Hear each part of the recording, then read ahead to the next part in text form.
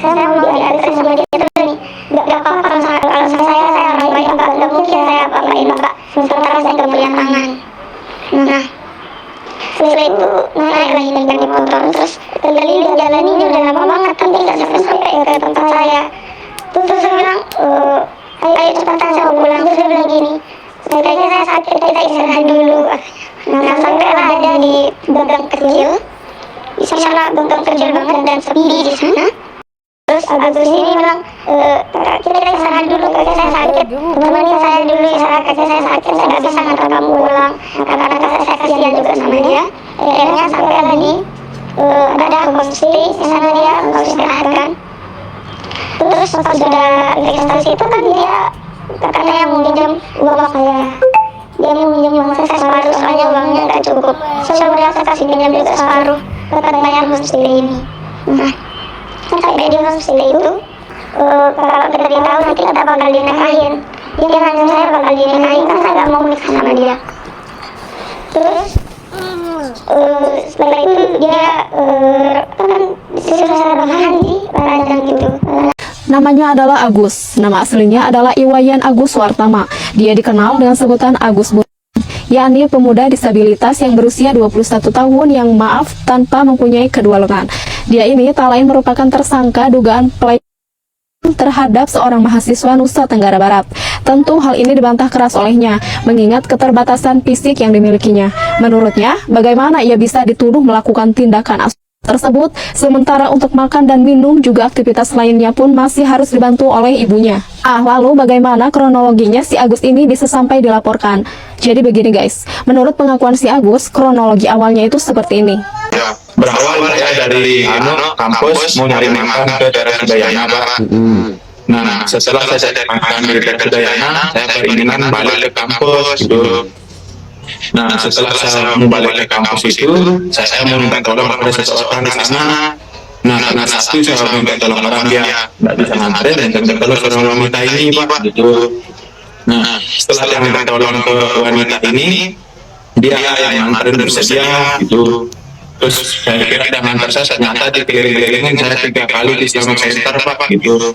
Nah, saya ketika langsung diajak ke tempat lokasi itu, terus dia yang bayar, dia yang buka pintu, dia yang bukain semua saya, dia yang gidein saya, terus dia yang masang lagi. Nah, terus pas dia mau balik itu, dia nelfon seseorang, Pak, dan bilang, kamu di mana ini? Saya sudah mau balik ini, tunggu saya di Islamic Center, saya bilang, Pak. Nah, akhirnya naik HP dia-nya. Nah, setelah dia naik HP dia-nya, nah, jalan dia balik sama saya. Nah, setelah dia balik ke saya, terus diputerin lagi di Islamic Center. Nah, sampai yang 45-nya itu ketemu seorang pria. Nggak tahu saya itu siapanya, Pak. Nah, seketika langsung dia meluk yang pria, terus dia satu temannya yang pria itu memutus saya. Nah, setelah itu dia mau tuduh, dia tanya, kenapa kamu bisa naik di sini? Ada apa? Nah, Pak, saya minta tolong diantar ke kampus, terus begini jadinya gitu, Pak. Seketika saya ada jawaban itu, Pak, gitu.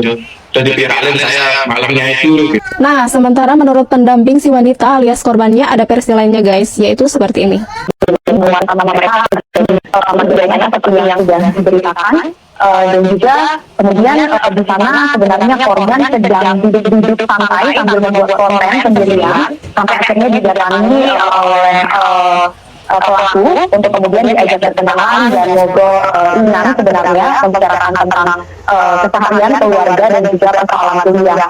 Namun saat itu kemudian sempat terjadi beberapa percakapan-percakapan yang kurang nyaman terkait dengan seksual sebagainya, yang kemudian membuat korban merasa kurang nyaman sampai akhirnya sempat menangis juga ketakutan. Dan kemudian pernyataan dari korban yang memang menjadi titik yang menjadi perhatian kami adalah di sana terjadi manipulasi dan juga ancaman yang dirasakan oleh korban, di mana pelaku mengancam bahwa jika korban tidak menuruti permintaan dari pelaku, maka pelaku akan melaporkan atau membeberkan masalah-masalah yang sudah mereka sharing selama obrolan itu terhadap orang tua korban, yang dimana korban merasa kemudian ketakutan di situ dan akhirnya secara terpaksa menuruti permintaan pelaku seperti itu. Nah, yang paling gak habis pikir adalah korbannya Agus ini ternyata udah mencapai 15 orang guys. Dan menurut berbagai sumber, Agus ngelakuin ini ke korbannya dengan cara mempengaruhi psikologis korban dalam bentuk komunikasi verbal. Pertanyaan besarnya, gimana caranya? Jadi gini guys, menurut pengakuan korban terakhir ketika mereka sudah berada di dalam ruangan dan Agus mau melancarkan aksinya, Agus itu bilang kalau kamu menangis, terus teriak, orang di luar itu bakalan dengar. Dan kalau ada orang yang datang, terus kita ketahuan, mereka bakalan nikahin kita. Nah, karena kata-kata inilah korban jadi takut dan terpaksa ngikutin semua kemauan Agus di dalam kamar tersebut. Jadi kelihatannya si Agus ini emang manipulatif, pintar ngomong dan punya skill buat mainin perasaan dan pikiran orang, terutama wanita. Nah, baru-baru ini banyak bermunculan video mengenai fakta-fakta terbaru Agus. Seperti yang kita lihat, si Agus ini sedang berjoget ria dengan seorang penari. Dia tampak mendekatkan diri terus ke penari tersebut, sementara si penari beberapa kali mendorong tubuh si Agus. Tak hanya itu, muncul juga video Agus sedang menggoda seorang wanita yang berada di pinggir jalan guys. Video berikutnya tampak Agus ini sedang meminum alkohol, lalu kemudian berjoget ria. Kemudian muncul rekaman Agus saat sedang menggoda seorang wanita. Jadi dia itu katanya punya mantra yang selalu ia bawa-bawa kemana-mana guys.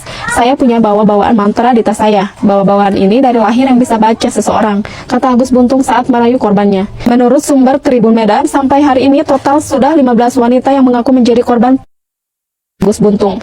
Ketua Komisi Disabilitas Daerah NTB, yakni Joko Jumadi, menerangkan korban Agus Buntung bertambah 2 orang. 7 diantaranya sudah diperiksa polisi, katanya. 3 dari 15 orang tersebut merupakan di bawah umur. Waduh, kok parah ya?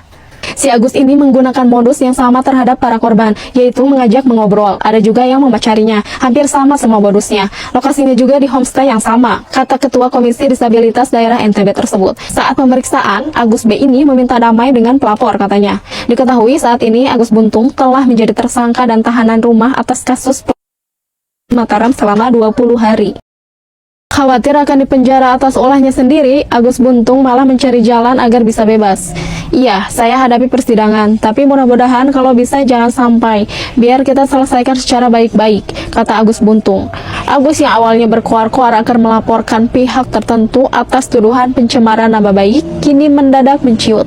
Saya juga gak perpanjang kasus pencemaran nama baik. Mereka mau ngomong apa, semua orang berhak mau ngomong apa. Hanya Tuhan yang tahu. Saya gak nuntut, yang penting saya bisa kerja, jalan-jalan, terpenting bisa kuliah, kata Agus Buntung. Direktur Umum Polda NTB, Kombes Syarif Hidayat mengatakan bahwa pihaknya belum ada rencana menempatkan Agus Buntung menjadi tahanan rutan, dan dia masih menjadi tahanan rumah saat ini. Sebenarnya, penetapan tahanan rumah ini merupakan bagian dari perhatian kami terhadap hak tersangka, karena secara fasilitas tahanan untuk penyandang disabilitas itu kami belum memenuhi. Makanya status tahanan rumahnya sudah kami perpanjang dalam masa 40 hari, jelasnya.